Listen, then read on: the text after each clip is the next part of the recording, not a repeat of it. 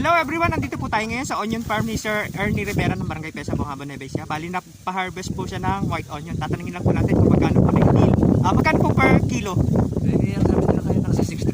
65 pesos. Hindi ko naman alam kung talagang magkano. Ayun, bali wala pang closing na deal. Pero nagbigay naman po ng estimated price. Yun lang po. Maraming salamat. Para hindi na kayo maabala. Sige.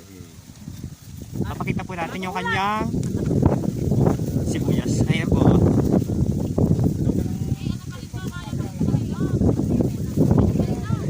Hello Ate Esa.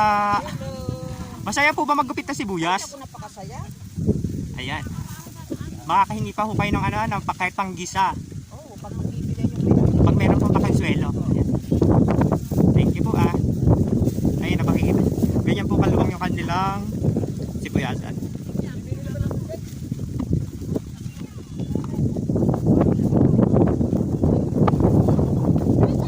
Ang dami, no? Pulang-pula. Ang estimated po kasi na magugupit or nakalagay na sa red bag tulad po nito. Napakita natin. Ito yung good. Ayan. Ang estimated po kasi ng may-ari, nasa 300 plus yung magiging good. Meron pa po kasi dito sa gawing kabilang block. Medyo natatabingan lang. Ayan.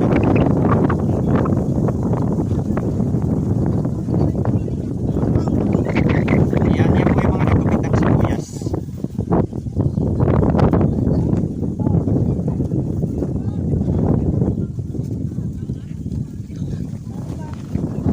Ito na yung mga boys. Ano nangyari na kayo maggupit? Yes, tapos na po. Nakailang kayo? Kung hindi lagom, nakailang kayo?